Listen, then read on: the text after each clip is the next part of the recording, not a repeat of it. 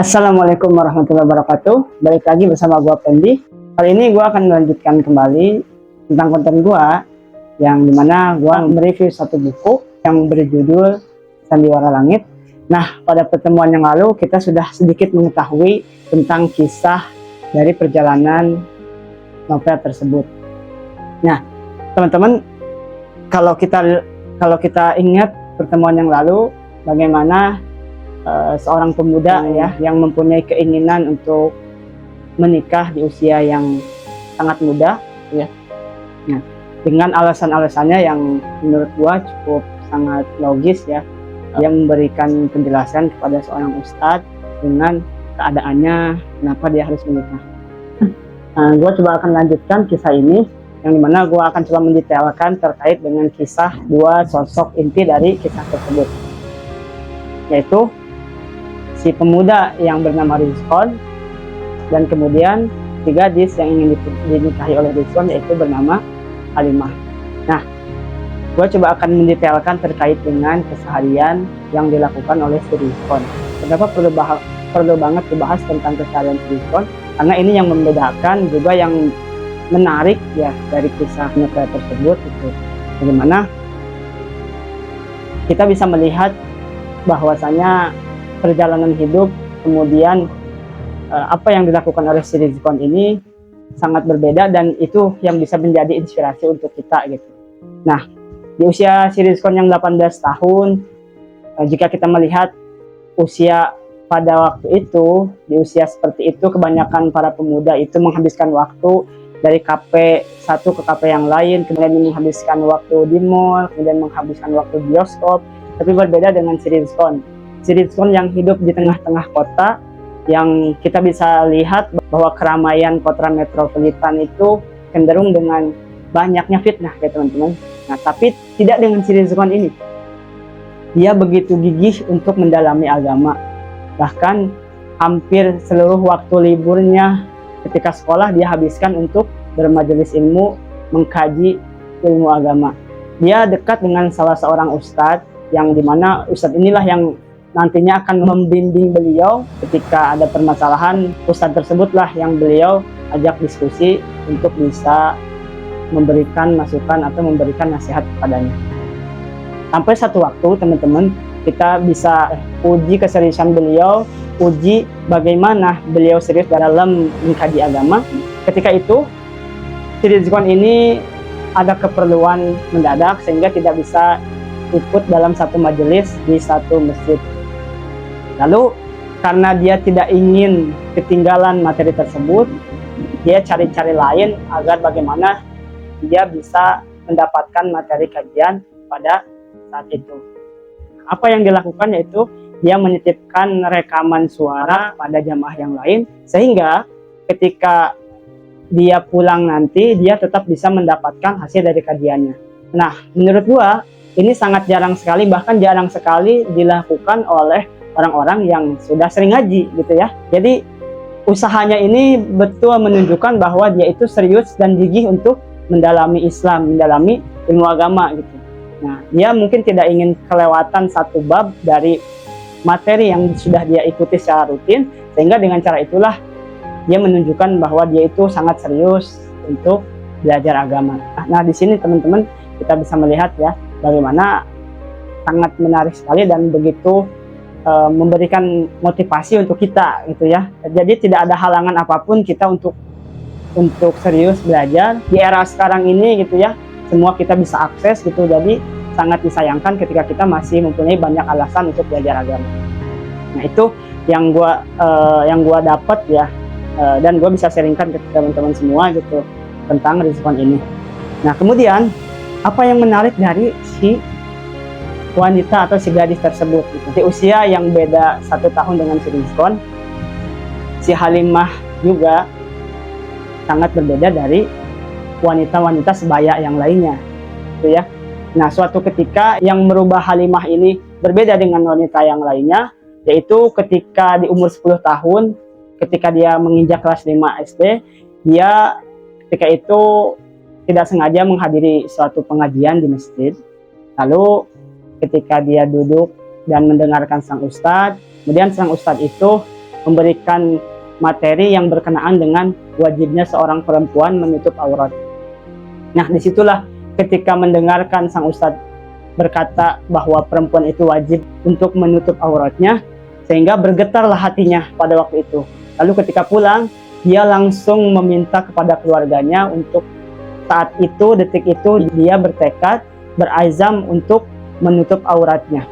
Pada saat menceritakan tentang kemauannya ini, beberapa orang dari keluarganya tersebut menolak. Bahkan ada dari kakaknya itu menganggapnya terlalu ekstrim.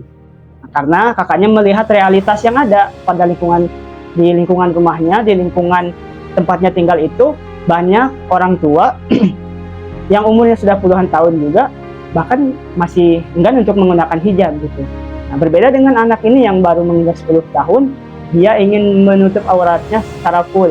Nah, seakan-akan kakaknya menganggap bahwa si adiknya ini beragama secara ekstrim gitu, teman-teman. Karena keinginannya yang cukup kuat, lalu orang tuanya mengizinkan si Halimah untuk mengenakan hijab. Tapi ada syaratnya, itu hanya ketika keluar rumah atau ketika ada acara keagamaan saja gitu. Nah, tetapi Halimah tidak menggubris syarat dari orang tuanya tersebut. Dari awal dia sudah bertekad untuk menutup auratnya dimanapun dia berada, baik di rumah maupun ketika keluar rumah. Lalu dengan tekadnya yang begitu kuat, sehingga orang tuanya menyerah dengan kemauan anaknya itu. Dari situlah Halimah mulai menutup auratnya. Tapi tidak hanya menutup aurat, teman-teman, karena dia sudah meyakini bahwa aurat itu penting, lalu dia mengkaji Islam lebih dalam, kemudian menemukanlah jalan hidup yang sesungguhnya. Yaitu dari situ dia mulai belajar agama lebih mendalam dan mendapatkan satu ketenangan dari apa yang dia lalui itu. Nah, kalau kita lihat teman-teman, kisah si Rizqon dan si Halimah ini kurang lebih sama ya teman-teman. Yang membedakan adalah hanya perubahan si Rizqon dan si Halimah saja yang membedakan. Jika kita lihat si Rizqon, bagaimana beliau tekun dalam mengkaji Islam itu di usia sekitar 16 tahun, tapi si Halimah ini tersentuh dengan indahnya Islam di usia 10 tahun. Lanjutlah di mana si Rizqon telah selesai memutuskan apa yang harus dia lakukan tentang tawarannya dari ayahnya si Halimah kepadanya. Lalu tidak ada pilihan lain, si Rizqon menerima tawarannya itu. Sebelum proses itu lebih jauh dilakukan oleh si Rizqon, maka si Rizqon menceritakan keinginannya terlebih dahulu kepada orang tuanya.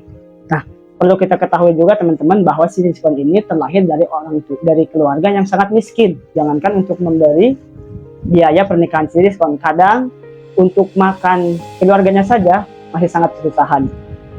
Nah, tetapi bahwa ayahnya itu sangat mendukung apa yang diinginkan oleh si Rizqon tersebut gitu. Sehingga pada suatu saat ayahnya meminta ibunya untuk menjual satu-satunya simpanan, yang simpanan ini dimana tujuannya dipakai untuk ketika ada keperluan yang sangat mendesak. Nah, tetapi karena ayahnya begitu ingin mendukung anaknya dan kemudian ayahnya sangat sayang terhadap anaknya, maka simpanannya ini kemudian dijual dan diberikanlah kepada si Rizqon dengan tujuan bahwa yang diberikan oleh ayahnya ini cukup untuk bertahan hidup beberapa bulan ke depan. Nah, setelah itu kemudian pernikahan pun dilangsungkan dengan secara hikmat. Kemudian akad disampaikan oleh si Rizqon. Yang menarik di sini kita sudah bahas bersama bahwa setelah akad dilaksanakan, lalu ada syarat yang mesti disebutkan oleh si Rizqon, yaitu terkait dengan kesepakatannya ketika si Rizqon bertemu dengan ayahnya saat melamar si Halimah. Nah, pernikahan pun dilakukan secara hikmat dan kemudian selesai. Tidak ada resepsi yang dilakukan di pernikahan tersebut. Ketika itu sang mertua menyarankan pada si Rizqon, jika ingin ada resepsi, maka lakukanlah setelah engkau mempunyai biaya untuk merayakan pernikahan kalian. Nah, kemudian setelah selesai pernikahan, mulailah kehidupan baru yang dilewati oleh kedua insan ini. Bagaimana tanggung jawab yang begitu berat harus dilalui oleh si Rizqon, dan kemudian tidak hanya tanggung jawab tetapi juga bagaimana dia bisa membuktikan perjanjian yang sudah disepakati itu. Lalu kemudian si Rizwan pulang, dan pada saat itu beliau menemui sang ustadz. Kemudian meminta nasihatlah kepada sang ustadz di saat beliau belum bekerja pada waktu itu. Kemudian dia meminta nasihat harus mulai dari mana, sedangkan beliau belum terbiasa bekerja selayaknya orang pada umumnya. Sehingga sang ustadz pun hanya memberikan saran, kerjakanlah dengan apa yang kamu bisa saat ini. Karena ustadz pun ingin memberikan pekerjaan pada waktu itu. Sang ustadz melihat bahwa kemampuan Rizwan belum bisa untuk menggantikan posisi sang ustadz seperti itu. Nah, kemudian setelah mendengarkan nasihat sang ustadz, dan ustadz memberikan motivasi untuk sang Rizwan untuk terus bekerja keras dengan apa yang dia punya, lalu disitulah sang Rizwan memulai kehidupan baru dengan orang baru dan kemudian tantangan yang baru. Dengan uang yang diberikan oleh sang ayahnya, maka Rizwan memulai kehidupan selangkah demi selangkah, menemukan jalan-jalan baru, ujian baru, dan bagaimana beliau bisa menyikapi setiap ujian demi ujian ketika beliau bersama Halimah. Nah teman-teman, kisah ini semakin menarik, bagaimana kita bisa melihat nanti pengorbanan beliau, keseriusan beliau, dan juga kedekatan beliau dengan sang penciptanya. Itu yang menjadikan nanti beliau bisa kita nilai sebagai orang yang patut kita jadikan contoh. Mau tahu kelanjutan kisahnya seperti apa?